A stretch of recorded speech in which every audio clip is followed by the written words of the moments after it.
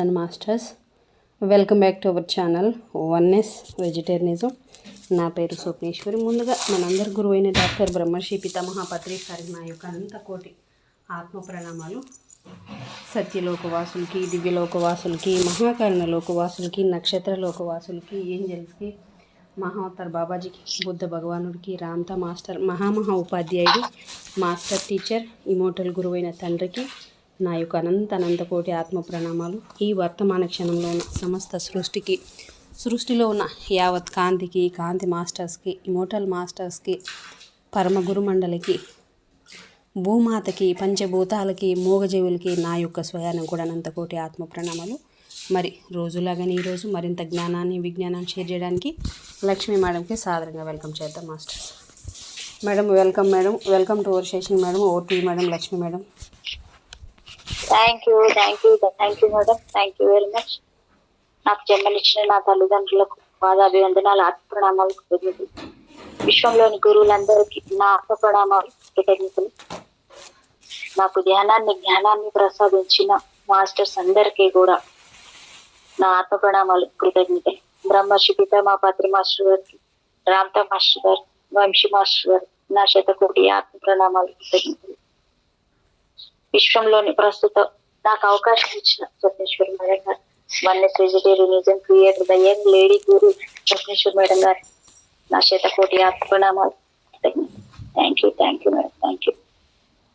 విశ్వంలోని ప్రస్తుత వర్తమాన క్షణానికి మరియు నా స్వయానికి, ఈ వర్తమాన క్షణంలోని సమస్త ప్రాణకోటికి, మూగ జీవాలకి, అన్నిటికీ, సమస్త ప్రాణకోటికి కూడా నా ఆత్మ ప్రణామాలు. భూమాతకి, విశ్వమాతకి నా ఆత్మ ప్రణామాలు. Thank you madam. Thank you. Patri master గారికి మరొక్కసారి ఆత్మ ప్రణామాలు. ఓకేనా madam? Yes madam. Yes. Thank you. ఒక్కొక్క శిఖరంలో, ఒక్కొక్క నిగూఢ రహస్యాలలో కూడా రహస్యం వేరుగా ఉంటుంది. ఇక్కడ రహస్యం వేరు, గూఢ రహస్యం వేరు. తెలుసుకోవాలన్నా, తీసుకోవాలన్నా షాక్ కొట్టినట్లే శరీరం దెబ్బతింటుంది. ఏదైతే తెలుసుకోవాలని ప్రయత్నించి ఆ తలంలోకి వెళ్ళగలిగామో, లేదా ఒకానొక లోకంలోకి వెళ్ళామంటే ఆ జ్ఞానాన్ని తీసుకోవాలి అంటే శరీరం దెబ్బతింటుంది. ఇలా నా సూక్ష్మ శరీరం దెబ్బతిన్నది, నా మహాకారణ శరీరం దెబ్బతిన్నది, నా కారణ శరీరం దెబ్బతిన్నది. ఆ నిగూఢ రహస్యాలు తెలుసుకోవాలని వెళ్ళినప్పుడు దెబ్బతిన్న ఈ శరీరాన్ని బ్రతికించి నించోబెట్టింది మళ్ళీ పత్రిజీయే. ఒక్కొక్క శిఖరంలో నుంచి అగ్ని పుడుతుంది. జ్ఞానాగ్ని దగ్ధాది కర్మడే అన్నారు. ఈ జ్ఞానం అనే అగ్ని మన శరీరంలో ఎలా పుడుతుందో ఆ శిఖరంలో నుంచి ఒక అగ్ని పుడుతుంది. భస్మమైపోతాం. ఎలా భస్మమైపోతామంటే ఒక ఉదాహరణ నేను చెప్తాను. నా కారణ శరీరం ఒకసారి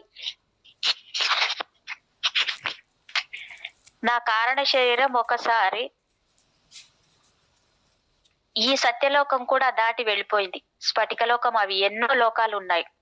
ఆ లోకాలన్నీ దాటి కేకేన్ లోకం అని మొత్తం దాటుకొని వెళ్ళిపోయింది. ఎక్కడికి వెళ్ళిపోయానో నాకే తెలియదు.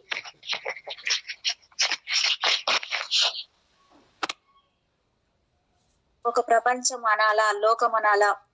లోకం అన్నామంటే ఒక గ్రహాన్ని అంటారు.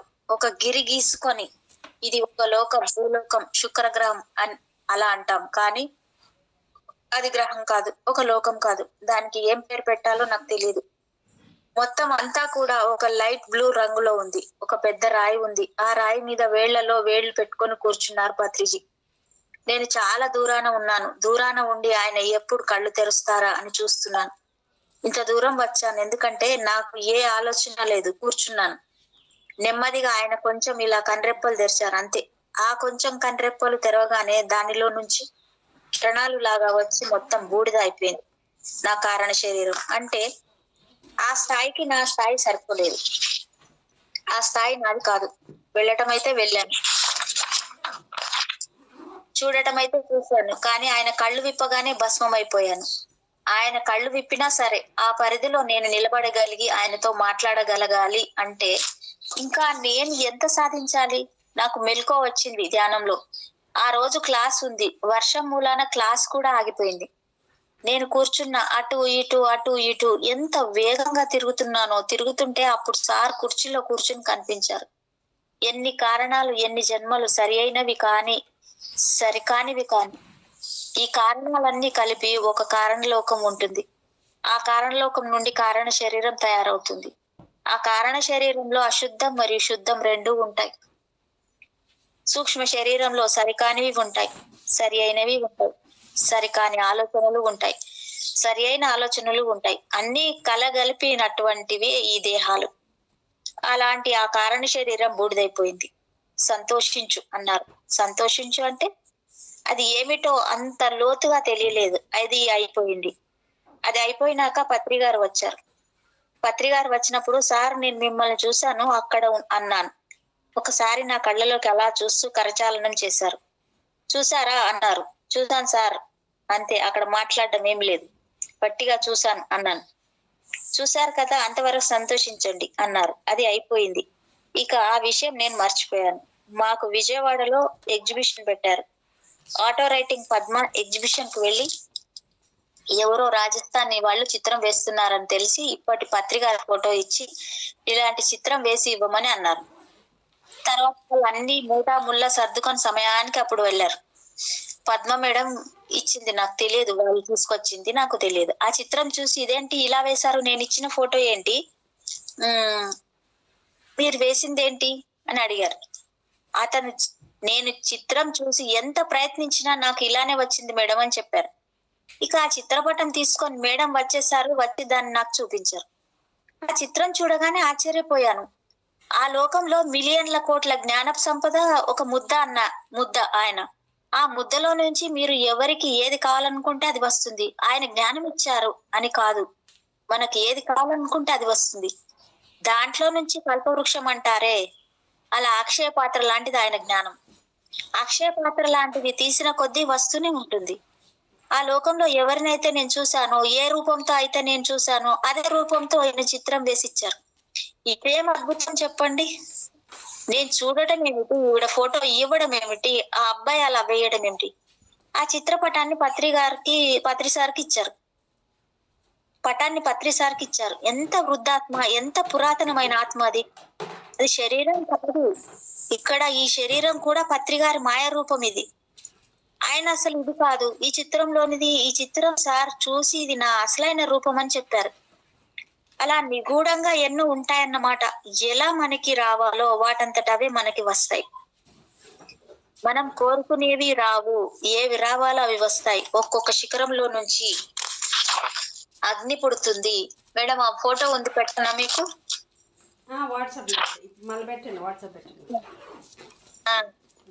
భస్మం అయిపోతాం. అలాగే ఒక శిఖరం కానరాని భయంకర అంధకారంలో మునిగిపోయి ఉంది. అసలు అంధకారంలో మనకి ఏమీ కనపడదు. వెళ్ళామంటే మాడిపోతాం, మనం దానిని చూడలేము. అసలు ఆ అంధకారం ఎంత భయంకరంగా ఉందో చెప్పడానికి కూడా రాదు. అవన్నీ అందుకోవాలని ఎప్పటి నుంచో వెతుకుతున్న ఋషులు, మునులు ఇంకా హిమాలయాల్లో ఉన్నారు. ఈ ఉన్నత ఆత్మోన్నత శిఖరాలు అందుకోవాలని లక్షల సంవత్సరాల నుండి, వేల సంవత్సరాల నుంచి పరిశోధిస్తూ తమ శరీర పుష్టిని, తమ ఆత్మ ఎదుగుదలని పెంచుకునే వారు ఇప్పుడు కూడా హిమాలయాల్లో ఉన్నారు. యుగ యుగాల నుంచి వెతుకుతున్న ఆత్మలు యుగ యుగాల నుంచి వెతుకుతున్నాయట. ఆత్మోన్నత శిఖరాలు ఎక్కడ ఉన్నాయి, వాటిలో నుంచి నిగూఢమైన రహస్యాలు తీసుకోవాలని ఆ ఆత్మలు పుట్టి చచ్చి ఎదురు చూస్తూనే ఉన్నాయి.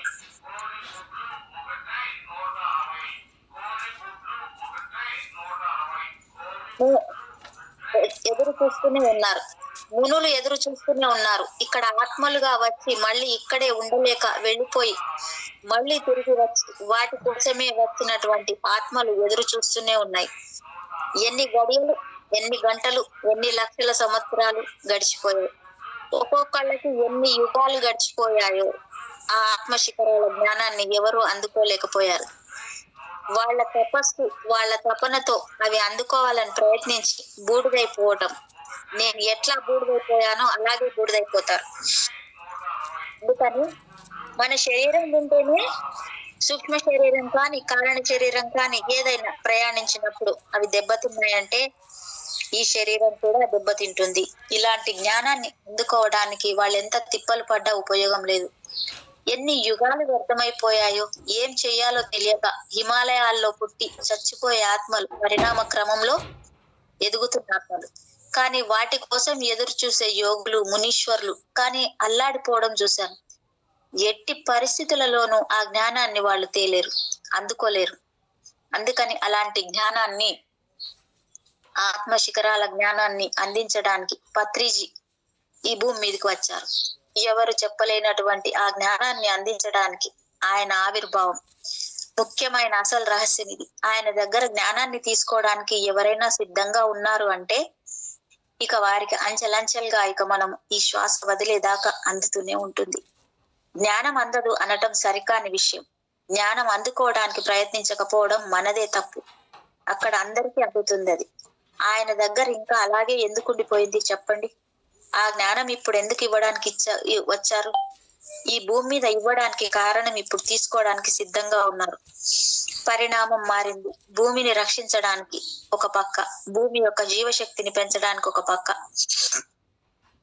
ఎంతెంత మందిని భూమి మీద ఆయన తీసుకొచ్చారంటే ఈ భూమి మీద 1,40,000 మంది మాస్టర్లని పిరమిడ్ కట్టడానికి, ధ్యాన యోగాలు, ధ్యాన యాగాలు, ధ్యాన యజ్ఞాలు చేయడానికి. ఓకే, కానీ ఇంతకు మునిపే ఒక్కొక్క జట్టుని భూమి మీదకి పంపించారు. నెమ్మదిగా జీవశక్తిని తట్టుకునే విధంగా, శరీరం దెబ్బతినకుండా తట్టుకునే విధంగా జీవశక్తిని ఇచ్చి వారిని తయారు చేశారు. ఇంతమంది యోగులు ఉండి, ఋషులు ఉండి, ఇంతమంది యోగీశ్వరులు ఉండి ఆదిశంకరాచార్యులు పుట్టారు, కృష్ణుడు పుట్టాడు, రాముడు, క్రీస్తు, బుద్ధుడు వచ్చారు. ఇక తెలిసిన వాళ్ళు, తెలియని వాళ్ళు ఎంతో మంది వచ్చారు. మనకు తెలిసిన వాళ్ళు వీళ్ళు కాబట్టి వీళ్ళనే తెలుసుకున్నాం. వీరి గురించి మాత్రమే తెలుసుకున్నాం. ఇదే పాఠం చదువుతున్నాం. యుగ యుగాల నుంచి ఎంతమంది మాస్టర్లు వచ్చారో ఈ భూమి ఇంతమంది వచ్చినా కూడా ఈ భూమి అలాగే ఎందుకు ఉండిపోయింది? ఎందుకు జ్ఞానవంతం అవ్వలేదు? ప్రశ్న. మరి ఎందుకు ఇలా ఉండిపోయింది అని అంటే ఇక్కడ మనకి ఎన్నో భీకరమైన యుద్ధాలు జరిగాయి. భూమి కోసం మనం పురాణాల్లో చదివాం, సినిమాల్లో చూసాం. ప్రతి ఒక్కరూ భూమిని ఎత్తుకుపోవడానికి ఎన్నో ప్రయత్నాలు జరిగాయి. ఈ భూమి కోసం ఈ ప్రపంచం గడగడలాడే పరిస్థితులు ఏర్పడ్డాయి. మొత్తం వణికిపోయింది. ఆ యుద్ధానికి ఎంతో మంది యుగ పురుషులు వచ్చి ఈ భూమిని రక్షించారు. కారణం ఏమిటంటే ఈ భూమిలో ఎన్నో నిగూఢమైన రహస్యాలు ఉండటం ఒకటి. యూనివర్స్ లో ఉన్న అన్ని రకాల జ్ఞానాలు ఇక్కడ పొందుపరచడం ఒకటి. ఇక్కడ నన్ను పత్రిజీ ఒక మాట అడిగారు. యుగాల నుంచి ఉన్నాము, నీ ఆఖరి జన్మ అయిపోయింది, ఇక్కడ పని చేయడానికి వచ్చావు. నేను ఎన్నో లోకాల వారి దగ్గర ఎన్నో అనుభూతులు తీసుకొని నిన్ను ఈ భూమి మీదకి తీసుకొచ్చాను. ఇప్పుడు నీకు కొన్ని పనులు అప్పచెప్పాను అని అన్నారు. అంటే నిజమే సార్, జగన్నాథ గట్టు మీదకి వచ్చినాక నాకు వెళ్ళిపోదామని ఉద్దేశం వచ్చింది. కొంచెం కష్టం కూడా అనిపించింది. పెద్దవారి మన కనికరం కూడా ఇంకా కొంతమందికి లేకపోయింది. ఇక్కడ కొన్ని కారణాల వల్ల ఉండడం కష్టమైనప్పుడు ఆయన ఈ మాట అన్నారు. ఎందుకన్నారు? ఒక పని అప్పచెప్పారంటే కష్ట నిష్ఠురాలు ఎన్నో ఉంటాయి. 25 సంవత్సరాల నుంచి నేను అప్పచెప్పిన పనులు చేయడానికి నువ్వు చాలా కష్టపడ్డావు. మనుషులకు అర్థం కాదు, అర్థం తెలియదు, అంతరార్థము తెలియదు, పరమార్థము తెలియదు, నిగూఢ రహస్యము తెలియదు. ఇలాంటి వాళ్ళు నిన్నెలా అర్థం చేసుకుంటారు? నన్ను ఆయన దేనికి తీసుకొచ్చారో ఆ పనే నేను చేస్తున్నాను. ఇంకొకళ్ళు పని నేను చెయ్యను. నా పని వాళ్ళు చేయలేరు. అలాగే ఇక్కడ నువ్వు కావాలనుకున్నప్పుడల్లా శరీరం దొరుకుతుందా అని అడిగారు. ఇది నాకు షాక్, ఆశ్చర్యం వేసింది. నేను ఇచ్చిన పని చేయకుండా కష్టమని అనుకుంటే ఇప్పుడు కాదులే తర్వాత చేద్దాం అనుకుంటానికి ఇంకొక జన్మ ఎత్తవచ్చులే అని అనుకోవడానికి మళ్ళీ జన్మ అంటే ఏమనుకుంటున్నావు? మళ్ళీ భూమి మీదకి రావడం అంటే మాటలా? వెళతావు, నీ స్థానానికి వెళ్ళిపోతావు, ఇంకా పై స్థానానికి వెళ్ళిపోతావు. మళ్ళీ భూమి మీదకి రావాలంటే ఒక్క స్థాయిలో నువ్వు మళ్ళీ పుట్టాలంటే యుగాలు పట్టవచ్చు. మళ్ళీ ఈ భూమి మీద పని చేయాలన్నా, చెప్పాలన్నా, నేనేమన్నా ఈ భూమి మీద మిగుల్చుకొని పోయింది ఉన్నా మళ్ళీ ఈ భూమి మీద శరీరం దొరకాలంటే యుగాలు పడుతుందంట. ఇది నేను ఆశ్చర్యపోయే విషయం. ఎవరైనా కూడాను అడిగాను, ఎవరికైనా వర్తిస్తుంది, ఎదగని ఆత్మలకి తప్ప అని చెప్పారు. మళ్ళీ మనం రావాలంటే యుగాలు పడుతుంది. మరి అలాంటిది మనకు అర్థమైనప్పుడు ఈ జన్మలోనే పూర్తి చేసుకుందామా, లేక వెళ్ళిపోయి ఎదురు చూద్దామా? మనకి ఇలాంటి చక్కటి అవకాశం కల్పించారు, చక్కటి దారి వేసి వెళ్ళారు. ఎవరికి స్వేచ్ఛ వారికి ఇచ్చారు. ఎవరి పని వాళ్ళు చెయ్యాలి. ఈ జన్మ కాకపోతే 10 జన్మలలో చేసుకోవచ్చు అన్నారు కదా, మరి యుగాలు పట్టవచ్చు అన్నారు, ఏమిటి అని అడిగాను. అప్పుడు సార్ అంటే, ఈ జన్మ కాకపోతే మరు జన్మ ఎత్తవచ్చు అన్నది పురాతనమైన నానుడి. ఇది కూడా కొత్త విషయం. పురాతనమైన ఆత్మ ఈ జన్మ కాకపోతే మరు జన్మకి చేసుకోవచ్చుగా అన్నది. వారందరికీ ప్రోత్సాహం కావాలి. ఏం పర్వాలేదు, ఇంకో జన్మలో చేసుకోవచ్చు అని ఈ లోపల వారికి ఒక స్థాయి వస్తుంది. ఈ లోపల వీళ్ళు చేసే పని మళ్ళీ 100 జన్మల పని ఇప్పుడే చేయించేశారు పత్రిజీ మనతోటి. మనం ఏ పనులు చెయ్యాలో అన్ని పనులు ఇప్పుడే చేయించేశారు. అయితే నువ్వు మళ్ళీ పుట్టాలంటే యుగాలు పట్టవచ్చు అన్నారు కదా. ఇప్పుడు పురాతనమైన నానుడి ఎలా ఎత్తుతావు? ఇప్పుడు నీకు మళ్ళీ జన్మ కావాలంటే ఎన్ని అనుభూతులు, అంగీకారాలు కావాలో తెలుసా? ఎవరి అనుమతి ఉంటే మన సూక్ష్మ శరీరం కొత్తది ఏర్పడుతుంది. దాన్ని మళ్ళా ఎలా ధరించి వస్తాం? ప్రతి ఒక్క దానికి అనుమతి కావాలి. మళ్ళీ ఈ శరీరంతో భూమి మీదకి రావాలంటే ఎన్నో అంగీకారాలు కావాలి. ఎన్నో భీకరమైన యుద్ధాలు ఈ భూమి మీద కోసం, ఈ భూమి కోసం జరిగాయని చెప్పుకున్నాం కదా. విశ్వంతో కలిసి ఉన్నవారు కాక, ఇక్కడ పాయింట్ చూడండి, ఎంతో మంది మనుషులు ఉన్నారు, కానీ అందరూ విశ్వంతో కలిసి ఉన్నారా? ధ్యానం ఏది, జ్ఞానం ఏది, కనెక్షన్ ఏది? బయట వీధి అంతా కరెంటు ఉంది, కానీ నీ ఇంట్లో కరెంట్ లేదు. కనెక్షన్ ఇచ్చుకోకపోతే కరెంటు ఎలాగ రాదో అలాగే విశ్వంతో కలయిక కూడా రాదు. ధ్యానం చేస్తూ ఉంటే మనకు తెలియకుండానే సహజంగానే విశ్వంతో కనెక్ట్ అవుతాం. విశ్వంతో కలిసి ఉన్నవారు కాక గండర జనాలన్నది ఒక జాతి. గండర జనాలన్నది ఒక జాతి. గండర జనాలు, ఇది పురాతనమైన రోజులలో పురాతనమైనటువంటి వాక్యం. ఈ గండర జనాలు వీరందరూ కలిసి ప్రపంచాన్ని నాశనం చేయాలని చూశారు. వారిలో కనిపించేవారు కొందరు, బయట ప్రపంచానికి కనిపించని వారు కొందరున్నారు. ఈ గండర జనాలు కనిపించేవారు సరే, మరి కనిపించని వారు? నక్షత్రాలు కనపడుతున్నాయి, బ్లాక్ హోల్స్ కనపడుతున్నాయా? అవి ఉన్నాయి కానీ కనిపించవు. అలాగే ఇది కూడా కనిపించని ఈ గండర జనాల పని ఏమిటి? ఇక కనిపించే గండర జనాల పని ఏమిటి? ఇలాంటి కనిపించే గండర జనాలని వీళ్ళందరికీ క్షత్రియులు కాని రాజులు కాని మరణ శాసనాన్ని విధించారు. వాళ్ళు దొంగతనాలు చేసి జనాన్ని హింసించి జనాన్ని నాశనం చేసి దోపిడి దొంగలు, ఆ వర్గం వారన్నమాట వీళ్ళు. ఈ గండర జనాలందరికీ కూడా మరణ శిక్ష అనే శాసనం విధించారు. ఎందుకు విధించారంటే అనేకమైన తప్పులకి మరణ శిక్ష విధించడం వేరు, కానీ ఇలాంటి వాళ్ల కోసం మాత్రమే మరణ శాసనం రాసింది. ఈ శాసనం అందరికీ కాదు, కేవలం గండర జనాలకు మాత్రమే. ఇలాంటి వాళ్ళందరూ భయానకమైన కోతకు గురయ్యేవారు. అంత భయంకరంగా వాళ్ళు మరణాన్ని విధించారన్నమాట. అలాంటి భయంకరమైన శిక్షను విధిస్తేనన్నా మారుతారని, కానీ గండర జనాలు మారరు. ఇంద్రజాల మహేంద్రజాల శక్తులు కూడా వారిని ఏమీ చేయలేకపోయాయి. ఎందుకంటే శరీరంతో కనిపించే వారిని మాత్రమే శిక్షించగలిగారు. కనిపించని గండర జనాలను ఏ రకంగా నాశనం చేయాలి? భూమి మీద నుంచి వాళ్ళని ఎలా పంపించాలి? ఎవరు కూడా ఏమి చేయలేకపోయారంటే కారణం, తనను తాను తెలుసుకున్న వారు ఈ భూమి మీద లేరు. ఎక్కడ ఉన్నారు?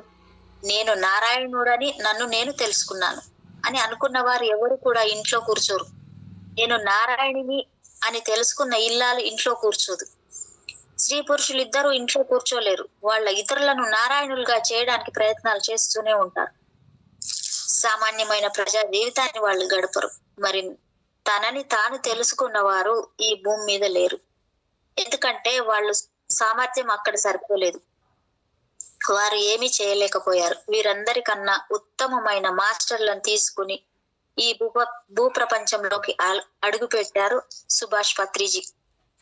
వీరందరూ ఏమీ చేయలేకపోయారు కాబట్టి ఈ కనిపించినటువంటి గండ్ర జనాన్ని, కనిపించని శూద్రాన్ని, వీరిని చీకటి లోక వాసుల్ని ఎలా వీరి శక్తుల్ని క్షీణింపజేయగలిగారు?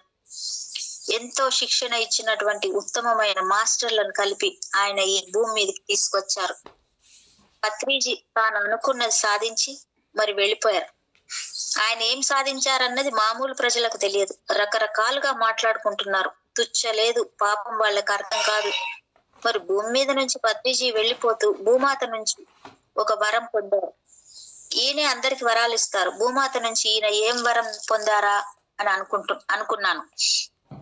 అప్పుడు సార్ ఇచ్చిపుచ్చుకోవడాలు ఎప్పుడు ఉంటాయిగా మేడం అన్నారు. అంటే ఒకటి నేను ఇచ్చాను అంటే ఒకటి నేను పుచ్చుకుంటాను కూడా, ఒకవైపు నుంచి నేను పుచ్చుకుంటానని చెప్పారు. ఆ వరం ఏమిటంటే సత్యలోకం దాకా అంటే స్వర్గలోకం దాకా రాగలిగిన వాళ్ళని తనతో పాటు తీసుకెళ్తారు పత్రిజీ. దయచేసి శ్రద్ధగా చదవండి ఈ విషయాన్ని. సత్యలోకం దాకా వెళ్ళగలిగిన వారిని మీతో పాటు తీసుకెళ్తారు అని భూమాత వరమిచ్చింది. మరి ఈ స్వర్గారోహణం ఎంతమందికి చేయగలరు? ఎంతమంది వెళ్ళగలరు స్వర్గంలోకి, సత్యలోకంలోకి? ఇది దృష్టిలో పెట్టుకొని పత్రిజీ దివ్యత్వపు నమూనా ఒకటి తెచ్చారు. నమూనా అంటే ఏమిటి? ఇక్కడ పిరమిడ్లు కడుతున్నాం, ఇక్కడ యజ్ఞాలు చేస్తున్నాం, ఇక్కడ ప్రపంచంలోని యోగుల పుస్తకాలు సమీకరించి పెడుతున్నాం, సెంటర్లు పెడుతున్నాం, ప్రపంచం మీద ధ్యానం చేయడానికి పరుగులు పెడుతున్నాం. అయితే పత్రిజీ వచ్చి ఇవన్నీ మొదలు పెట్టిన తర్వాతే ఇవి అన్ని మనకు తెలిసాయి. కానీ ఇవన్నీ ఎక్కడెక్కడ పెట్టాలి, ఏం చెయ్యాలి, ఎలాంటివి వస్తాయి అనేది ఈ నమూనా. ఇది విశ్వంలో ఉంది, దివ్యలోకంలో ఉంది. ఆ నమూనాను తెచ్చారు. ఒక నమూనా తీసుకొచ్చి పిరమిడ్ సొసైటీ ఆవిర్భావం చేశారు. ఆ సొసైటీ అన్నది ఏమిటి? ఇక్కడ ఆ పనులు ఒక్కొక్కళ్ళుగా చేసేది కాదు, ఇది అందరూ కలిసి చేసేది. ఆ సమూహంతో ఈ ప్రణాళిక అంతా జరిగింది అన్నమాట. ఇది ఆయన ఎందుకు దృష్టిలో పెట్టుకున్నారంటే వీళ్ళందరినీ సత్యలోకం దాకా పంపాలి, ఇకనైనా పంపాలి, స్వర్గారోహణ చేయించాలి. దానికోసమే ఆయన ఈ నమూనాని, సమూహాన్ని, ఆయన ఈ నమూనాన్ని భూమి మీదకి తెచ్చారు. ఎంత మంచి వర్డ్స్. ఇక్కడ పత్రిజీ ఏ మహిమలు చూపించలేదు, విగ్రహాలు విభూతులు సృష్టించలేదు. ఇక్కడ పత్రిజీ ఏ మహిమలు చూపించలేదు, విగ్రహాలు విభూతులు సృష్టించలేదు. నా దగ్గర ఈ శక్తి ఉందని, ఈ శక్తిని నీకు దారపోస్తున్నాను అని అనలేదు. ఈ స్థలం గొప్పది, ఈ శక్తి స్థలం ఇది, ఈ స్థలం శక్తి స్థలం కాదు అని ఎప్పుడూ చెప్పలేదు. ఆయన ఏది చెప్పారో ఒక్కసారి మననం చేసుకోండి. ధ్యానం చెప్పారు ఆయన. నువ్వు శక్తివంతురాలివి అన్నారు, నువ్వు శక్తిమంతుడివి అన్నారు, నీలోనే సమస్తం ఉంది అన్నారు, నీ లోపలికి ప్రయాణం చేసి తెలుసుకో అన్నారు. సామాన్యంగా జీవిస్తూ అందరితో కలిసిపోతూ వంట వండుతూ అందరికి వడ్డిస్తూ జోకులు వేస్తూ అందరికీ సంతోషం పంచారు. ఒక మాస్టర్ సరిగ్గా లేనప్పుడు వారిని సరైన దారిలో పెట్టడానికి ఒక దెబ్బ కూడా వేసేవారు. గురువుకి ఆ హక్కు ఉంది. సామాన్యంగా జీవిస్తూ అసామాన్యంగా ఉన్నారు. ఒక అసామాన్యంగా ఉన్నవాడే సామాన్యంగా జీవిస్తున్నాడు. మరి మనకు అడుక్కోవడం అంటే అభిమానం అండి. నేను ఇలాగే పెరిగానండి, నేను ఇలాగే అలవాటు పడ్డానండి అంటున్నారు. ఎవరి అలవాటు పడరు? కుటుంబంలో పుట్టిన దగ్గర నుండి ఒక ఒరవడితో నడిచిపోతున్న వాళ్ళం కాబట్టి ఇలాగే అలవాటు పడతాం, అలాగే ఉంటాం. సర్వ సుఖాలతో దూరంగా సుఖంగా జీవిస్తున్న వాళ్ళం. పత్రిజీ కష్టం సుఖం రెండు అలవాటు చేశారు. మట్టి మీద నేల మీద పడుకోబెట్టారు. తిరుపతి ట్రెక్కింగుల్లో తెల్లవార్లు వానలో నానబెట్టారు, ఎండలో ఎండబెట్టారు మమ్మల్ని. భోగం కోసం వెంపర్లాడాలా, ఆత్మ జ్ఞానం కోసం, ఆత్మ వైభోగం కోసం వెంపర్లాడాలా. అయితే ఈ నమూనాన్ని తీసుకువచ్చి ఆయన స్థాపించి దీనిని అభివృద్ధి చేద్దామని అనుకుంటే ఇక్కడ ఒక మెలిక వచ్చింది. మనకి ప్రభుత్వ సహాయం లేదు. చాలా సంస్థలకి ప్రభుత్వ సహాయాలు ఉన్నాయి, ధన సహాయం అంతకంటే లేదు. అలాంటి సమయంలో మొట్టమొదట ధ్యాన మహాయజ్ఞాలు చేయమని చెప్పినప్పుడు కేవలం 2 స్త్రీలం. మేం పడ్డ తిప్పలు ఎవరూ పడి ఉండరు. 2 రోజుల యజ్ఞం, 3 రోజుల బుద్ధ పూర్ణమి యజ్ఞం. చాలా తిప్పలు పడి ఆ యజ్ఞాలను సంపూర్ణంగా పూర్తి చేశాం. అప్పుడు డొనేషన్లు లేవు. ఆ సమయం అలాంటిది. సొంత పెట్టుబడులు పెట్టి కొంతమంది పెద్దల సహాయ సహకారాలతో యజ్ఞాన్ని పూర్తి చేశాం. ఇప్పుడు ఎంతో మంది ధ్యానుల నుంచి ధన సహాయం వస్తున్నాయి. మా సమయంలో ధన సహాయం లేదు, ఎందుకంటే ధ్యానం అనేది ప్రచారంలో లేదు. ఆ సమయంలోనే మా కార్యక్రమాలన్నీ పూర్తి చేసుకున్నాం. అయితే ఈ కట్టడాలన్నీ ఎలా వచ్చాయి? ఎంత పెద్ద పిరమిడ్ బెంగళూరులో ఎలా వచ్చింది, కడతాల్లో ఎలా వచ్చింది, మరి లక్షలలో ధ్యానులు ఎలా వచ్చారు, ఈ కట్టడాలు ఎలా వచ్చాయి? మనం అనుకుంటున్నాం డబ్బులు వసూలు చేసి ఈ కట్టడాలు కట్టించాము అని, కానీ ఆయన ప్రణాళికలో వచ్చే ముందు ఇక్కడ ధన సహాయం ఉండదు, ప్రభుత్వ సహాయం ఉండదు అని ఆయనకు తెలుసు. తెలిసి ఆయన ఏం చేశారంటే, ఆయన రాకముందే వచ్చిన పిరమిడ్ మాస్టర్లు, ఆయన వచ్చిన తర్వాత కూడా వచ్చిన పిరమిడ్ మాస్టర్లని నేను అంటూ నాది అంటూ ఏమీ లేదు అన్న వారిని ఆయన ముందుగానే భూమి మీదకి పంపించారు. నా ఇల్లు, నా సంసారం, పిల్లలకి డబ్బులు, కుప్పలు పోగు చేసి పెడతాం అనుకునేవారు ఈ పనులు చెయ్యలేరని ఆయనకు తెలుసు. ఎంత గొప్ప వ్యక్తి అయినా, ఎంత జ్ఞాని అయినా ఈ భూమి మీదకు వచ్చి ప్రలోభంలో పడిపోతారు. ఈ ప్రలోభాల్లో పడిపోతే మళ్ళీ ఈ సంస్థ ముందుకు సాగదని ఆయనకు తెలుసు. తెలిసి మళ్ళీ ఆయన ముందుగా చేసింది ఏమిటంటే, ఈ సమూహాన్ని ముందుగా పంపించారన్నమాట పత్రిజీ. అందరినీ సర్వస్వాన్ని దారపోసి త్యాగం చేసి ఎన్నో కష్ట నిష్ఠూరాలు కోర్చి ప్రతి ఒక్కరు ఎన్నెన్నో చేశారు. ఎన్నెన్ని చేశారో. ఒక విజయవాడ, తిరుపతి,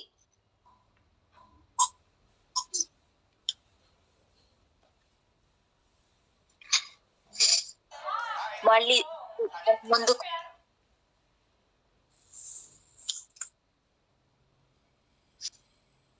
అందరినీ సర్వస్వాన్ని ద్వారపోసి త్యాగం చేశారు. మేడం వాయిస్ ఓకేనా?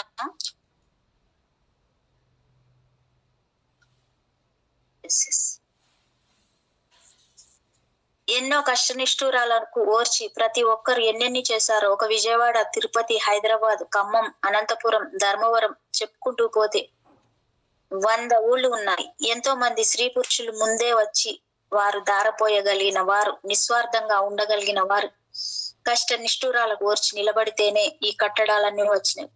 ఏ ఒక్కరి వల్ల కాదు ఈ సంస్థ నిలబడింది అంటే అలాంటి వారి వల్ల నిలబడింది. నాకు మాత్రమే అన్ని జరగాలి అన్న వాళ్ళ వల్ల కాదు, అలాంటి వారి వల్ల నిలబడలేదు.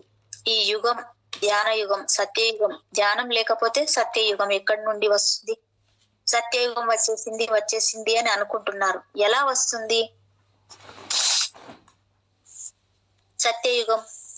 ఒక సత్యయుగం రావాలంటే ముందు ధ్యానం కావాలి. ముందు ధ్యానం చేసి సజ్జన సాంగత్యంతో జ్ఞానాన్ని అభివృద్ధి చేసుకున్న తర్వాతే జ్ఞాన యుగం అనేది వచ్చింది. జ్ఞాన యుగం ఆ తర్వాతే సత్యయుగం వస్తుంది. మనలో ఎన్ని పనికిరాని ఉన్నాయో చూసుకుంటే అన్నం కూడా తినలేం. పైకి ఇంకా చాలా గొప్పగా నాకు అన్ని తెలుసు అనుకుంటాం, కానీ లోపల మూలాల్లో ఎన్ని పనికిరానివి ఉన్నాయి. అవి కూడా ముందు అన్నిటికన్నా మమకారం లేకపోతే పోతే తప్ప అహంకారం నాది అన్నది పోదు. కానీ లోపల మూలల్లో ఎన్ని పనికిరానివి ఉన్నాయో అవి కూడా పోతే, అన్ని కూడా ముందు అన్నిటికన్నా మమకారం పోతే తప్ప అహంకారం నాది అన్నది పోదు.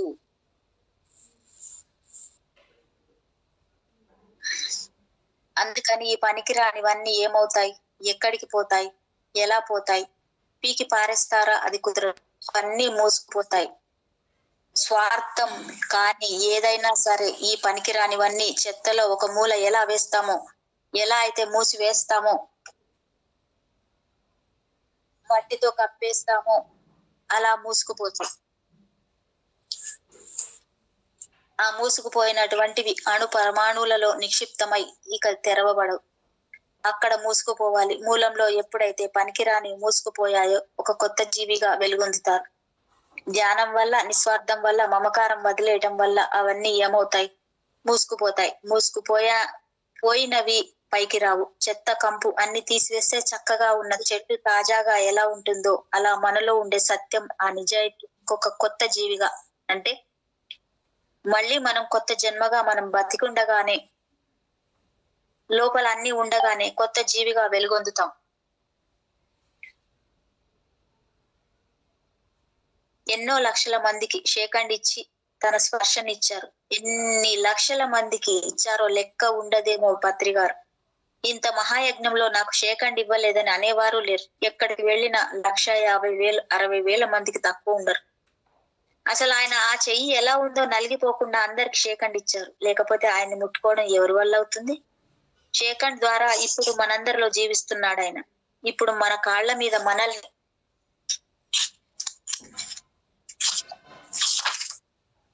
దించోబెట్టి వెళ్ళారు ఆయన. ఇప్పుడు మన సమస్యని మనమే పరిష్కరించుకుంటాం. ధ్యాన మహాయాగం వెనకాల ఉండే అంతరార్థం ఏమిటి? విశ్వామిత్రుడు యాగం చేశాడు. రాక్షస సంహారం కోసం ఆ యాగం చేశాడు. ఆ రాక్షసుల వల్ల మునులు, జంతువులు పీడించబడుతున్నారు. అందుకని ప్రత్యేకించి వీళ్ళని రక్షించడం కోసం ఆయన ఈ యాగాన్ని చేశాడు. ఆయన ఈ యాగాన్ని కనుక పూర్తి చేస్తే రాక్షసులందరూ సంహరించబడతారు. అది తెలిసి యాగాన్ని భగ్నం చేయడానికి రాక్షసులందరూ విశ్వ ప్రయత్నం చేశారు. విశ్వామిత్రుడు తన యాగం భగ్నం కాకూడదని శ్రీరాముణ్ణి, లక్ష్మణుణ్ణి తీసుకొచ్చారు. తన యాగాన్ని నిర్విఘ్నంగా కొనసాగించారు. అక్కడ అలాగే ఎలాగైతే నిస్వార్థ పూరితమైనటువంటి సమూహాన్ని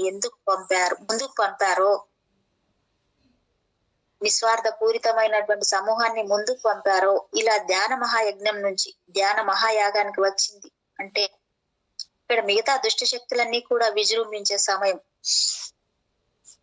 మహాయాగం చేశారంటే విశ్వామిత్రుడిలాగా అందరిలోని చీకటి అజ్ఞానం నశించిపోతుంది. ప్రతి ఒక్కరిలోను ఒక చెట్టుకి 1,00,000 మామిడి పండ్లు ఉన్నాయి అంటే వాటిని అందరూ తింటే ఎలా శక్తి వస్తుందో అలాగే ఆయన కోటాను కోట్ల మిలియన్ల తరంగాలుగా మారి అందరిలోకి వెళ్ళిపోయారు. ఆ ఒక్క తరంగం నీ శరీరాన్ని, నీ మనసుని, నీ ఆత్మని నడుపుతుంది. మీరుగానే ఉంటారు. మన పనులన్నీ మనమే చేసుకుంటాం. కానీ ఆయన ఈ శరీరాన్ని డ్రైవ్ చేస్తున్నారు. ఇప్పుడు ఈ సంవత్సరం జరగబోయేటటువంటి ధ్యాన మహాయాగం అన్ని ధ్యాన మహాచక్రాలు కలిపి పెట్టి యాగంగా చేస్తున్నారు. ఇప్పుడు ఈ యాగం ఎందుకు జరుపుతున్నారంటే ఇప్పుడు అన్ని విరుచుకుపడే సమయం ఇది. కాబట్టి ఆయన ముందు ఒక గ్రూప్ ను రెడీ చేసి పెట్టారు. ఆ గ్రూప్ రామలక్ష్మణులాగా ఆ యాగం నిర్విఘ్నంగా కొనసాగటానికి వీళ్ళు చేసే పనులు వీళ్ళు చేస్తారు. వాళ్ళు చేసే యుద్ధం వాళ్ళు చేస్తారు. ఇది కనపడనటువంటి వాటిని సంవరించేది. కనపడే వాటికి శిక్ష భౌతికంగా ఉంటుంది. కనపడని వారు చేసే వాటికి ఈ ధ్యాన మహాయాగం కాబట్టి ప్రతి ఒక్కళ్ళు ఈ యాగానికి హాజరై ధ్యానం చేసి అందరూ ఆ యాగాన్ని కొనసాగించాలి. పత్రిగారు లేరు అనే మాట ఎవరి నోటి వెంట రాకూడదు. అలా అంటే అజ్ఞానంలో ఉన్నట్లే. ఇక్కడ నేను శరీరం అంటే ఏమిటి, ఆత్మ అంటే ఏమిటి, ఇక్కడ ఒక చిన్న కొటేషన్. బ్రహ్మజ్ఞానంతో ఇప్పుడు పత్రిజీ మనకి ఏం చెప్పారో అది చేసుకుంటూ మనం వెళ్ళిపోతున్నాం. ఇక్కడ బ్రహ్మజ్ఞానం అంటే ఏమిటి? ఇక్కడ కర్మ సిద్ధాంతం. ఈ కర్మ సిద్ధాంతంలో బ్రహ్మజ్ఞానం లేకపోతే కర్మ సిద్ధాంతం నిన్ను ఆడిస్తుంది.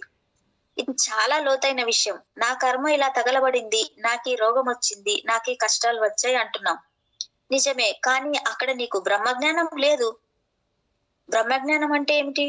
ఇక్కడ నేను శరీరాన్ని కాదు, ఆత్మను. ఇది మాయా రూపం, ఇది నా శరీరం కాదు. వరలక్ష్మి అనేది ఒక ఆత్మ స్వరూపులం, దైవ స్వరూపులం మనం. అది మనకి ఎలా అనుభవం అవుతుంది? ఎవరికి వారికి అర్థం కావాల్సిన విషయం ఇది. ఎప్పుడైతే నేను శరీరాన్ని కాదు, నేను ఆత్మని అనుకుంటారో ఆ బ్రహ్మజ్ఞానం మనకు వచ్చింది. ఈ శరీరం పుట్టింది, చనిపోతుంది అన్న నిజం మనకు తెలిసింది. దాన్ని మనం వింటున్నాము. విన్నవారు కూడా ఓహో నేను ఎప్పుడైనా చనిపోతా, నేను ఇప్పుడేం చెయ్యాలి, నాకు అప్పచెప్పిన పనులు ఏం చేయాలి, నాకు అప్పచెప్పిన పనులు అనుకుంటున్నాం. కానీ అవి నా పనులు అనుకోవట్లేదు.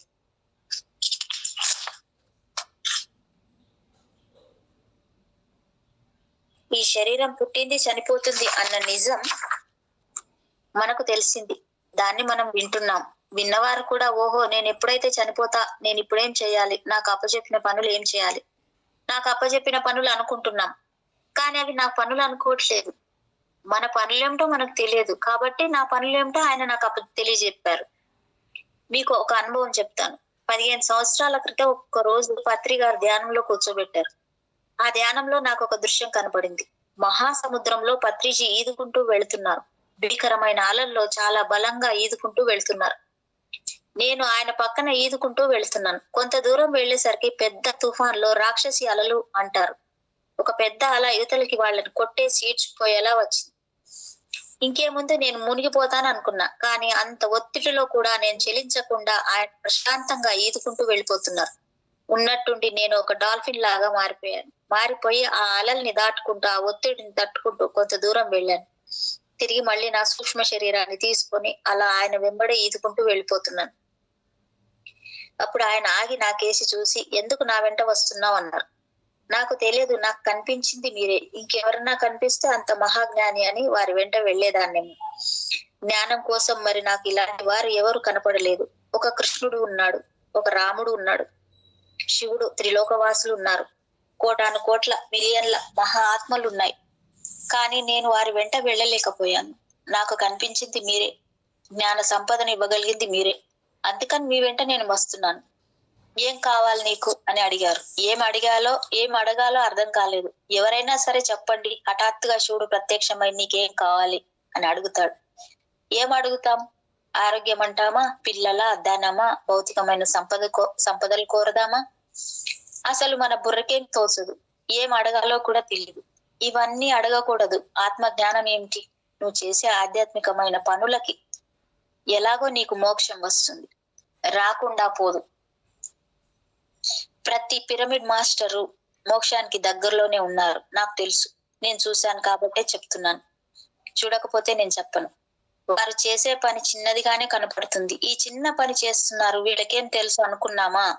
మనం ఇంకా అహంకారంలో ఉన్నట్లే. ఎంత గొప్పగా జగత్ నిర్మాణానికి భూమి మీద జన్మ తీసుకుని నా మొగుడు, నా పిల్లలు, నాది, నేను అని కోట గోడలు కట్టేసుకున్నారు. అలా చూస్తూ కూర్చున్నారు పత్రిజీ. నీకు నువ్వే గోడలు కట్టుకుంటే నేనేమి చెయ్యను. నీ చుట్టూ మీరే గోడలు కట్టేసుకున్నారు. నేను నీకు చెబుతున్నానుగా, చెప్పినా కూడా అర్థం కాకపోతే కట్టుకో. ఎన్ని గోడలు కట్టుకుంటావు? మళ్ళీ జన్మ ఎత్తి అవన్నీ బద్దలు కొట్టుకుంటావు. అప్పుడు మహాజ్ఞానం తెలిసింది అనుకున్న దానికి ఇప్పుడు ఈ భూమి మీద జన్మ తీసుకొని మళ్ళీ మాయలో పడిన దానికి ఎంత వ్యత్యాసం ఉందో చూసారా? తెలియటం లేదు. మాకన్నీ తెలుసు, అర్థమైపోయింది అనుకుంటాం. దాన్ని నిలబెట్టుకోవడం వేరు. చాలా కష్టం అది నిలబెట్టుకోవాలంటే. గురువు మీద విశ్వాసం ఉండాలి. ఇలాంటి గురువు దొరకడం దుర్లభం. ఇంకా ఎలా డంకా కొట్టి నేను చెప్పగలుగుతున్నానంటే ఎన్నో అనుభవాలతో, ఎన్నో లోకాలు, ఎన్నో స్థాయిలో సూక్ష్మ శరీరంతో ప్రయాణం చేసి అన్ని చూడబట్టి ఇక్కడ మనం ఆవగింపడతా అనేది అర్థమైంది నాకు. అలాంటి పత్రిజీకి పరిపాలన తెలియదా? అడ్మినిస్ట్రేషన్ తెలియదా? అంత నమూనా తీసుకొని ఈ సొసైటీ స్థాపించిన ఆయనకి తెలియదా? తీసుకొని వచ్చిన వారందరికీ పైలోకాల నుంచి తిరిగి ఎక్కడి వాళ్ళని అక్కడ చేర్చాలని ఆయనకు తెలీదా? అసలు ఆయనకి ఏం తెలుసో, ఆయన ఎవరో మీకు తెలుసా? గురువు కాని వాడు గురువుని ఎంచ తగడు. ఆయన స్థాయి వారు ఎవరు లేరు. మన స్థాయి వేరు. మన స్థాయిలో నుంచి మనం ఆత్మోన్నత శిఖరాలకు ఎదగడానికి ప్రయత్నించాలి తప్ప ఆయనతో పోల్చుకోకూడదు. ఏం తెలుసు ఆయనతో పోల్చుకోవడానికి? ఆయనంత అవ్వాలన్న ఆశ. ఎంత దురాశ! ఆశ ఉండవచ్చు, తప్పులేదు. ఇక్కడ మన స్థానం ఏమిటో తెలుసుకోవాలి. అవగాహన శక్తి, అర్థం చేసుకునే శక్తి కావాలి. అలా సముద్రంలో ఈదుకుంటూ వెళ్ళినప్పుడు ఆయన నన్ను అడిగారు. అడిగినప్పుడు నాకు ఏం కావాలో అడగటం తెలియదు. భౌతికమైన విషయాలు ఏమి అడగను. నేను ఏం అడగాలి సార్? నా జ్ఞానంతో, నా బుద్ధితో ఏం అడిగినా అక్కడే ఆగిపోతానేమో. అందుకని నేను మిమ్మల్ని అడగను. నాకు తెలియదు. నేనేమిటో తెలిసినటువంటి మీరు నాకేమిస్తే దాన్ని నేను పుచ్చుకుంటాను అని చెప్పి ఆయనకు నమస్కారం చేశాను. అప్పుడు పత్రిజీ నన్ను అలా నిల్చోబెట్టి నా శరీరంలో ఒక చక్రాన్ని తిప్పారు. అలా తిప్పినప్పుడు పెద్ద కన్ను తెరుచుకుంది. అందులో నుండి వెళ్ళిపోతున్నాను. ఒక పెద్ద మహాద్వారం తెరుచుకుంది. అందులో నుంచి ప్రయాణించి వెళ్ళిపోయి మహాసముద్రంలో అట్టడుగు ఎక్కడికో వెళ్ళిపోయి ఒక చోట ఆగాను. అక్కడ నీళ్లు లేవు, అంతా తడి తడిగా ఉంది. ఒక పెద్ద మర్రి చెట్టు ఎంత ఎత్తంటే ఒక 50 అంతస్తుల ఎత్తు ఉంది. దాని మాను ఒక 10 ఎకరాలంతా ఉంది. దానికి శాఖోపశాఖలుగా ఊడలు వేలాడుతూ ఉన్నాయి. పెద్ద పెద్ద కొమ్మలు. ఆ కొమ్మ ఇక్కడ పెద్ద మహావృక్షం అంతా ఉంది.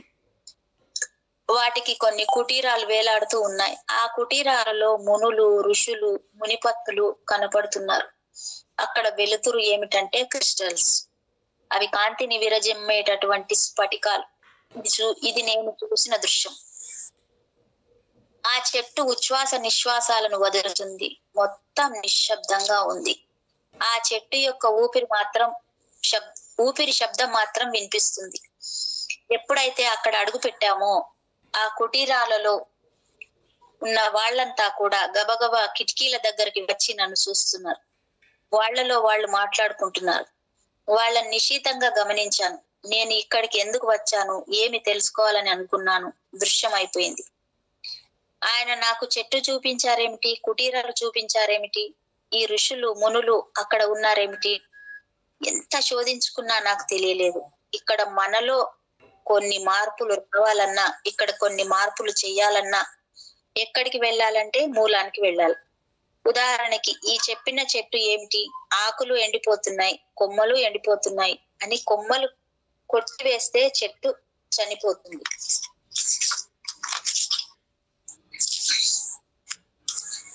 మూలంలో పురుగు పుట్టింది. పెద్ద వేరుకో తల్లి వేరుకో పురుగు పుట్టింది. అప్పుడు అక్కడ మందు పోస్తాం. ఆ పురుగు చచ్చిపోతేనే కాని చెట్టు బాగుండదు. అంతేకాని పురుగు పుట్టిందని కొమ్మలన్నీ నరికేస్తుంటే చెట్టు మొత్తం చచ్చిపోతుంది. అట్లాగే మనలోని మలినాలు కానీ, మనలోని అనారోగ్యకరమైన ఆలోచనలు కానీ పరిశుద్ధం అవ్వాలన్నా, భూమి పరిశుద్ధం అవ్వాలన్నా, ఇక్కడ ఎన్నో విషయాలు శుభ్రం చేయాలంటే ఎక్కడంటే మూలాల్లోకి వెళ్ళాలి. మూలంలో వాటిని సరిచేసేది ఎవరు? పత్రిజీయే. మూలంలో సరిచేస్తే కానీ ఇక్కడ అవన్నీ అభివృద్ధి అవ్వవు. ఇక్కడ ఉన్న వారికి కూర్చోబెట్టి చెబుతున్నారు, నాయన అనవసరంగా డబ్బు ఖర్చు పెట్టకు, అనవసరంగా ఇతర కార్యకలాపాల జోలికి వెళ్ళకు, నువ్వు మారు, నీకు ఉన్న దాంట్లో నువ్వు తృప్తి పడు అని. ఎంత మందికి ఎక్కింది బుర్రకి? ఆయన హితోపదేశాలను ఎంతమంది పట్టుకున్నారు? మన హితవు కోసమే కదా ఆయన చెప్పింది. ఎందుకని మిగతా వాళ్ళు పట్టుకోలేకపోయారు? మూలంలో వీరందరివి సరిచేస్తే కానీ ఇక్కడ సరికావు. మరి నన్నెందుకు అక్కడికి పంపారు? దానికి కారణం ఏమిటి అన్నప్పుడు, ఇక్కడ ఒక పౌర్ణమికి పిరమిడ్ పార్టీ టైంలో మీటింగ్ కి పద్మా మేడం మేమందరం కూడా కర్నూలు లక్ష్మీ జగన్నాథ గట్టుకు వెళ్ళాం. అంతకు ముందు ఆ గట్టుకి 2 సార్లు వచ్చిన ఈ గట్టు గురించి నాకు ఏ ఉద్దేశం లేదు. సార్ వచ్చారు, రమ్మన్నారు, వెళ్ళాం అంతే. ఆ రోజు పౌర్ణమి అందరు కూర్చొని ధ్యానం చేస్తున్నాం. పెద్ద రావి చెట్టు, చిన్న గుడి ఉన్నాయి అక్కడ.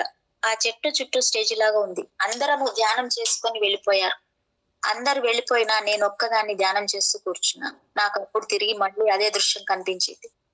ఎక్కడైతే మూలంలోకి ఆయన నన్ను పంపించారో, మూలంలో ఉండే ఆ ఋషులు, యోగులు, ఆత్మోన్నత శిఖరాలు అందుకోవాలని ప్రయత్నిస్తూ ఉండిపోయినటువంటి మహా ఋషులు, మహామునులు, యోగులు కనిపించారో వారిని నేను చూశాను. నాకు అవకాశం ఇచ్చారు వాళ్ళు. ఈ గట్టు మీద ఉన్న చెట్టు అది. దాని యొక్క శాఖలు ఒక నమూనాని పత్రిజీ ఎలాగైతే తెచ్చారో ఆ నమూనాయే జగన్నాథ గట్టు. ఆశ్చర్యపోయాను. ఇదా అసలు విషయం? దాని వెనుక ఎంత అంతరార్థం ఉంది, పరమార్థం ఉంది. జగన్నాథ గట్టు సామాన్యం కాదండి. భవిష్యత్తులో ఇక్కడ కాలు పెట్టడానికి కూడా ఖాళీ ఉండదు. అంత వైభవపేతంగా జరుగుతుంది. కానీ ముందు పడాల్సింది ఎంతో ఉంది. ఆ కనపడనటువంటి వారు గండర జనాలు ఉన్నారు కదా, రాక్షస సంహారం. ఈ కనపడనటువంటి వారు గండర జనాలు ఉన్నారు కదా, రాక్షస సంహారం. వీళ్ళందరినీ ఏం చేద్దాం? వాళ్ళందరినీ శుభ్రం చేయాలి. వీళ్ళందరూ పట్టుకొని ఉన్నారు. గట్టు అంతా వాళ్లే. అందుకే పని ముందుకు సాగట్లేదు. ఆ కనపడని వాటన్నింటిలో సంహరించాలంటే సంహారం కుదరదు. అవి శరీరాలు కాదు కదా చంపడానికి. కాబట్టి వాటి శక్తిని క్షీణింపజేయాలి. వాటి విషయం తెలిసి ఎదుర్కోగలిగిన వాళ్ళని అక్కడ పెట్టాలి. అలా పెట్టారు. మేము బెంగళూరులో పత్రిజీని కలిసినప్పుడు మీరు జగన్నాథ గట్టు మీద ఉండాలి అన్నారు. పని కట్టుకొని బెంగళూరు పిలిపించి మరీ చెప్పారు, మీరు జగన్నాథ గట్టు మీద ఉండాలి అని. అక్కడ ఉండటానికి వసతి లేదు. ఒక హాలు, కిచెన్ మాత్రమే ఉన్నాయి. సార్ కోసం ఒక రూమ్ ఉంది అంతే. అక్కడ ఉండటానికి ఏం లేవు కదా. గట్టు కింద ఉండి పని ఉన్నప్పుడు పైకి వెళ్తామన్నాం. కింద ఉన్న బుద్ధ పిరమిడ్ తో మీకేం పని మేడం, అక్కడ మీ అవసరం ఏమీ లేదు అన్నారు. కాబట్టి నా రూమ్ లో ఉండండి అన్నారు. నేను ఎక్కడైతే చూసానో దాని స్థానం, దాని నమూనా ఇక్కడ ఉంది. నేను ఇక్కడే ఉండాలి, 24 గంటలు ఇక్కడే ఉండాలి. నేను ఎక్కడో ఉండి వచ్చి వెళితే ఉపయోగం ఉండదు. అందుకని చెప్పి గట్టు మీదే ఉండాలి అన్నారు. గట్టు మీద ఏం లేవు సారు, చుట్టూ కొండలు తప్ప. అంటే నాకు తెలుసు మేడం, అన్ని ఒక చోట మీరెందుకు అక్కర్లేదు. ఏమీ లేని చోట మీరు ఉండాలి, అన్ని ఉన్న చోట మీరు అక్కర్లేదు కదా. ఏం లేకపోతేనే మీరు ఉండాలి.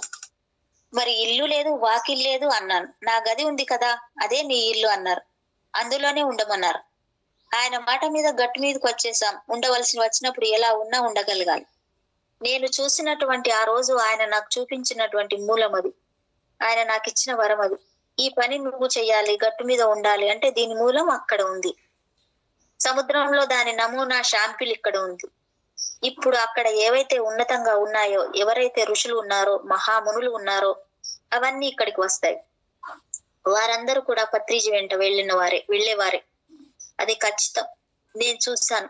ఎవరు నమ్మినా నమ్మకపోయినా నాకు అవసరం లేదు. ఎవరి అభిప్రాయం కూడా నాకు అవసరం లేదు. అజ్ఞానులు కథలు అనుకున్నా నాకు అవసరం లేదు. ఇది సత్యం. ఆధ్యాత్మికత అంటే భోగాలు వైభోగాలు కాదు, పని చేశామనడం కూడా కాదు. భావ దరిద్రాలు వదిలించుకోవట్లేదు. మూడో కన్ను ఎందుకుంది? సూక్ష్మ శరీరం ఎందుకుంది? భౌతిక దేహం ఎందుకుంది? రోగాలు ఎందుకు వస్తున్నాయి? అసలు ఇన్ని రోగాలు బాధలు పడుతూ కర్మ సిద్ధాంతం ఏం తెలిసింది మనకి? ఎప్పుడైతే పత్రిజీ చెప్పినటువంటి బ్రహ్మజ్ఞానం మీకు లేదో, నేను శరీరం కాదు ఆత్మనన్న జ్ఞానం మీకు లేదో, కర్మ సిద్ధాంతం మిమ్మల్ని శాసిస్తుంది. ఒక శాసనం అంటే ఏమిటి? ఒక మరణ శిక్ష వేయటం అంటే అమలు జరపాలని కోర్టులో జడ్జి తీర్పు ఎలా ఇస్తారో అలాగే ఈ కర్మే నిన్ను శాసిస్తుంది. అదే సిద్ధాంతం. దీనినే అచల మత సిద్ధాంతం అంటారు. అచల మత సిద్ధాంతం అంటారు. ఇది సమస్త మానవాళికి వర్తిస్తుంది. నా కర్మ అని ఏడవడం కాదు. బ్రహ్మ ధ్యానం జ్ఞానం తెలుసుకో. జ్ఞానోదయం పొంది కనువిప్పు కలిగించుకో. అహంకారాన్ని వదులుకో. ఆధిపత్యం వదులుకో. ముందు ఆధిపత్యం వదులు. నేను ఇది, నేను అది అన్న ఆధిపత్యం వదులు. ఎప్పుడైతే వీటిని వదిలించుకుంటావో ఆ కర్మ సిద్ధాంతం నిన్ను శాసించదు. నీకు జ్ఞానం లేకపోబట్టే కదా నిన్ను శాసించేది. నువ్వు చేసుకున్న కర్మలే నిన్ను బాధలు పెట్టేస్తుంది. రామచంద్ర, మన కర్మే మనల్ని శాసిస్తుందా? ఎవరైనా చెప్పారా ఇది? ఇదే బ్రహ్మజ్ఞానం తెలిసిందంటే కర్మ సిద్ధాంతం ఓడిపోతుంది. దాన్ని నువ్వు శాసిస్తావు. అసలు కర్మ అనేదే లేదని నీకు అప్పుడు తెలుస్తుంది. నీ తలరాత నువ్వే రాసుకుంటావు. పత్రిజీ ఎంతో అద్భుతమైన సత్యాలు మనకు చెప్పారు. మనందరికీ కాక మనం చెప్పే ధ్యానులకి కూడా, అందరినీ కూడా సత్యలోకం దాకా చేర్చే మార్గమే ధ్యాన మహాయాగం. ప్రతి ఒక్కళ్ళని మహాయాగానికి తీసుకురావాలి. నా ఆత్మ పైలోకాలకి వెళ్ళిపోదామని చాలాసార్లు ప్రయత్నించింది. అప్పుడు పత్రిజీ చాలాసార్లు హెచ్చరిస్తూ వచ్చారు. కానీ ఈసారి ఆయన ఈ చేసిన హెచ్చరికతో పొరపాటున కూడా కాలు వెనక్కి వేయలేను. ఎందుకంటే మళ్ళీ అందరి పర్మిషన్లు తీసుకొని భూమి మీదకి రావాలంటే అసలు అంత కష్టం అని తెలిసాక ఇప్పుడు ఎందుకు వెళ్తాం? ఎంత కష్టమైనా ఇక్కడే పని పూర్తి చేసుకొని వెళ్ళాలి. ఈ జన్మ అంతే. ఆయనతో కరచాలనం అంటే ఏమనుకుంటున్నారు? ఎవరైతే ఆయనతో షేకండ్ చేశారో ఆయన స్పర్శతో మీ ఒక్కొక్క అణువు స్పందన చెంది ఆయన యొక్క శక్తితో మిమ్మల్ని అనంత విశ్వాల్లోకి నెడుతుంది. మిమ్మల్ని అగాధంలోకి చిక్కుకున్న వారిని పైకి లాగేటటువంటి శక్తి ఆయనది. ఆ శక్తితో నీవు సెకండ్ ఇస్తే నీకు ఇది జరుగుతుందని చెప్పడానికి ఇది రాస్తున్నాను. నమస్కారం పెట్టే మన సంస్కృతిలో సెకండ్ ఇవ్వటం నేర్పించడానికి గల ముఖ్య కారణం ఇదే. ఎవరైతే బ్రహ్మజ్ఞానం పొందుతారో వారిలో నుంచి కూడా ఇదే వైబ్రేషన్ వస్తుంది.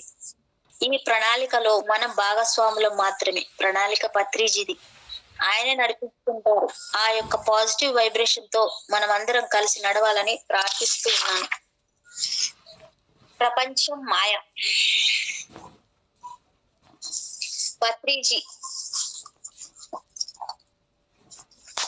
పత్రిజీకి నా హృదయపూర్వక వందనాలు. నేను చాలా విషయాలు చెప్పాను. ప్రతి విషయానికి వినడానికి అన్ని బాగానే ఉంటాయి, కానీ ఆ విన్నదాన్ని మననం చేసుకుని నేను ఎలా ఉన్నాను అని సరిచూసుకోవాలి. ఇంకొకరు ఎలా ఉన్నారు అనేది మనకు అనవసరం.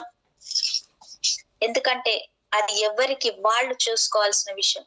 కాబట్టి అలాగే ప్రతి క్షణం, ఈ క్షణం దాకా నన్ను నేను చూసుకుంటూనే ఉన్నాను. నాలో నాకు ఇంకా ఏమీ కనిపించలేదు. ఇంకా నేనేం తెలుసుకోవాలి? సరే, తెలుసుకున్న దానిని నా జీవితంలో నేను ఎలా ఆచరించుకోవాలి? మన శరీరంలో ఒక భావోద్వేగ శరీరం ఉంటుంది. ఆ భావోద్వేగ శరీరం యొక్క తీవ్రతను బట్టి మన మాట మన చేత ఉంటుంది. దానిని బట్టే పరిణామాలు ఉంటాయి. ఆ తీవ్రతను బట్టే మనకి జీవితంలో వచ్చే ముప్పులు కానీ మెప్పులు కానీ ఏవైనా సరే మధ్య మార్గంలోకి రావాలి. పూర్తిగా శాంతిమూర్తిలా మనం ఉందామనుకున్న ఒక సంఘటన జరిగినప్పుడు మన లోపల ఏవైనా సరికాని ఉన్నాయో అవన్నీ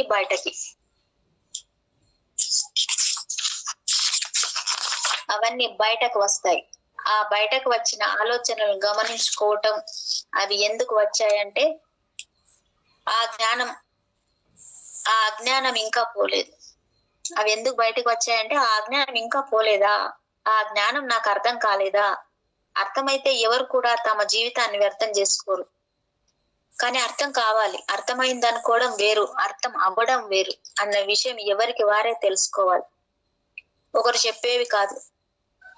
ఏరా మొద్ద నీకు అర్థం కావటం లేదా అని పిల్లలను తిడతాం. మొద్దు కాదు, అక్కడ అర్థం కాకపోవడం. ఆ అర్థం కాకపోవడానికి కారణాలు ఎన్నో ఉన్నాయి. గత జన్మ లింకులు ఉంటాయి, అజ్ఞానం ఉంటుంది, అహంకారం అడ్డం వస్తుంది, కొన్ని పట్టించుకుపోవటాలు, అసూయలు, ఇవన్నీ కూడా కారణాలు. కేవలం చదువు ఒక్కటే జీవిత లక్ష్యం కాదు. చదువు బ్రతుకు తెరువుకి, ప్రపంచ జ్ఞానానికి పనికి వచ్చేది. కానీ ఆత్మజ్ఞానం అనేది నీ ఆత్మకు ఎన్నో జన్మ పరంపరలకు ఉపయోగపడేది. ఈ భూమి మీద ఒక పీజీ చేయొచ్చు, ఒక డాక్టర్ అవ్వచ్చు, మరి ఏమైనా అవ్వచ్చు. కానీ ఈ ఆత్మకి ఈ తరగతి క్లాస్ తో అయిపోదు. ఈ భూమి మీద పని అయిపోయాక, ఈ భూమి మీద అయిపోయాక మరో భూమి, మరో లోకం, ఇలా ఆత్మ విద్యలో ప్రయాణాలు అనంతంగా ఉంటూనే ఉంటాయి. అలాగే ముందు మనం ఈ సమయంలో ఆత్మశక్తిని కూడగట్టుకోవాలి. ఇక్కడ నేను శ్వాస యొక్క విలువను, శ్వాస యొక్క మొత్తం స్వరూపాన్ని మీకు చెప్పదలుచుకున్నాను. ఎందుకంటే ఈ శ్వాసను గనక గమనించుకోకపోతే ఈ భూమి మీద ఏ మానవుడు మనజాలలేడు. నువ్వు ఆత్మవై ఉండి మనిషిలా మనసుతో జీవిస్తున్నావు. మనసు చేసే పనులు అరకొరగా ఉంటాయి. మనసు లోపల ఒక తృష్ణ ఉంటుంది. దాని కోరికలకు హద్దు అదుపు లేదు. మనస్సులో 2 విభాగాలు. ఇక్కడ మనసు ఆత్మ ఒకటే, కానీ కనెక్షన్ వేరైపోయింది. మనసు బుద్ధితో కలిసి ఉన్నప్పుడు ఆ ఆత్మ తానెవరో తాను తెలుసుకుంటుంది. అది ఇప్పుడు నేను వివరిస్తాను. ఎందుకంటే ఇవన్నీ నేను అనుభవం పొందాను. నాకు ఏదైతే అనుభవం వచ్చిందో, మరి నేను ఏదైతే నా జీవితంలో నేర్చుకోగలిగానో దాన్ని మాత్రమే నేను మీకు చెబుతాను. జ్ఞానోదయం మీరు కూడా పొందండి. ఎందుకంటే ఏమీ తెలియని నేనే జ్ఞానోదయం పొందినప్పుడు మీరు కూడా జ్ఞానోదయం పొందగలరు. అయితే నేనే దాన్ని సాధించుకోలేనప్పుడు, అనుభవించలేనప్పుడు నేను చెప్పిన వాక్కు సత్యవాక్కు ఎలా అవుతుంది? నాకు అనుభవం అయిన తర్వాతనే మీకు ఆ అనుభవం ఇలా ఉంటుందని నేను తెలియజేస్తున్నాను, అంతే. ఎందరో మహానుభావులు, ఎన్నో ఆత్మానుభవాలు ఉన్నాయి, ఇతర లోకాల అనుభవాలు ఉన్నాయి, ఎన్నెన్ని ఉన్నాయో. కానీ ఇప్పుడు ప్రస్తుతం ఈ భూమి మీద ఉండే పరిస్థితి ఏమిటి, మనం ఎలా ఉండాలి, ఎలా జీవించాలి అనేది ముఖ్యమైన విషయం. ఇప్పుడు ఈ క్షణంలో ఏం జరుగుతుంది దాని గురించి ఆలోచించుకోవాలి. అదే విజ్ఞాన శాస్త్రం. ఒక్కరోజు ధ్యానంలో ఒక దృశ్యం కనిపించింది. భూమంతా గుండ్రంగా గాజుతో చేసినట్లు ఉంది. దాని లోపల అన్ని గీతలుగా కనపడుతున్నాయి. ఆ గీతల మధ్యలో ఒక బంతి లాంటిది చుట్టూ తిరుగుతూ ఉంది. అది ఏమిటి అనుకున్నాను. అది టైం మిషన్, సమయ యంత్రం అని చెప్పారు. అవునా, ఇదేదో సినిమాలో లాగా ఉంది అనుకున్నాను. ఈ విషయాన్ని కొట్టి పారేశాం. కానీ మన గతంలోకి వెళ్ళగలం అంటే గత జన్మలోకి వెళ్ళడం. డాక్టర్ న్యూటన్ గారు ఎంతో మందిని గత జన్మల్లోకి పంపిస్తున్నారు. అంటే నీ గతంలోకి నువ్వు వెళ్ళగలవు. అలాగే భవిష్యత్తులోకి కూడా మనం వెళ్తున్నాం. భవిష్యత్తు ఎలా ఉంటుంది, భవిష్యత్తులోకి ఎలా వెళ్తాం, ఎప్పుడు వెళ్తాం? ప్రస్తుతాన్ని బట్టి భవిష్యత్తు ఉంటుంది కదా. కాబట్టి మరి ముందే భవిష్యత్తులోకి వెళ్ళి ఏం చేస్తాం? నాకు ఆలోచన వచ్చింది, అసలు ఈ టైం మిషన్ ఏమిటి అని అనుకున్నాను. అది మళ్ళీ వేగంగా తిరుగుతూ కనిపించింది. ముందేమో ఒక సమస్థితిలో 12 గంటలు 24 గంటలుగా తిరుగుతూ కనిపించింది.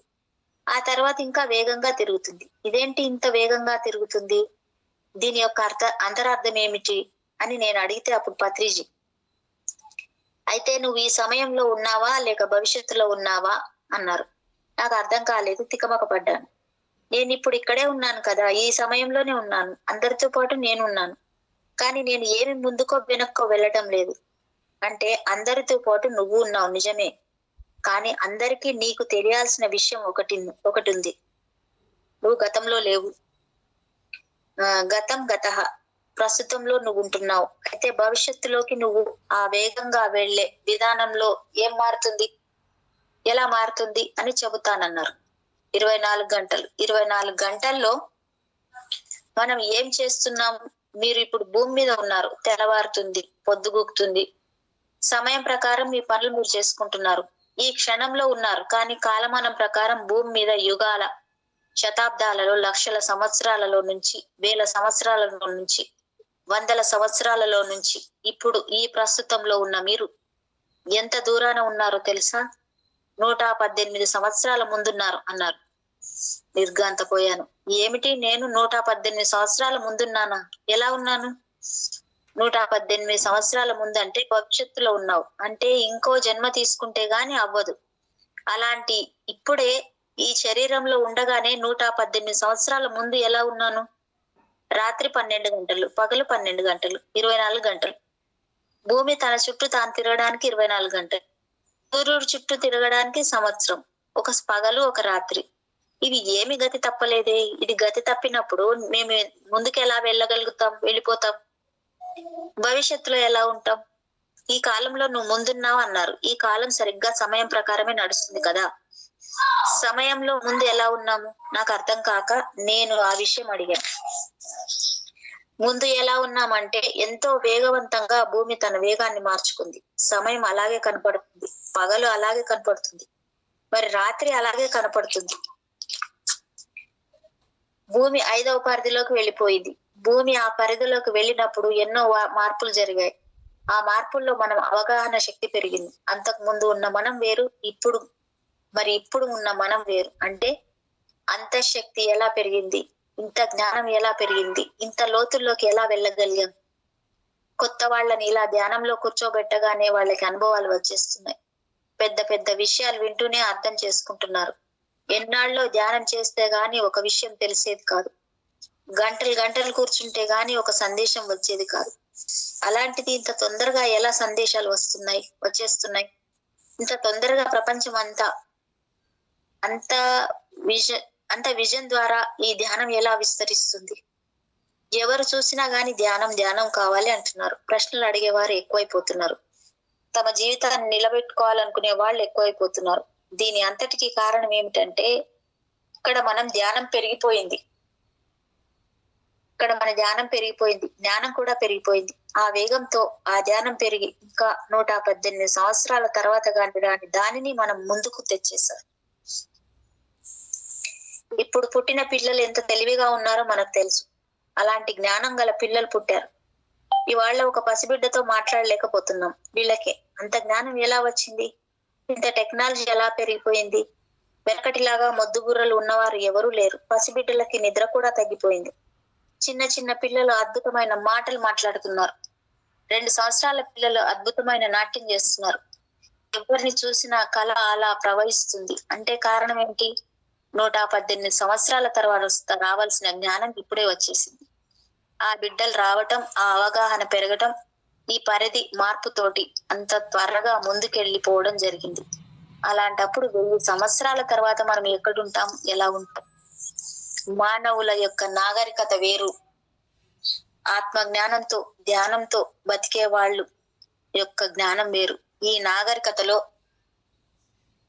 నుంచి ఆ నాగరికతలోకి వెళ్ళిపోయాం. అలాంటి అద్భుతమైన సమయం ఇది.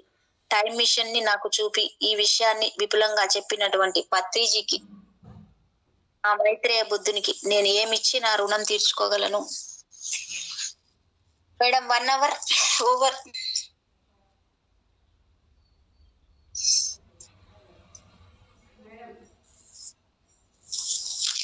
Time is over. Thank you, madam.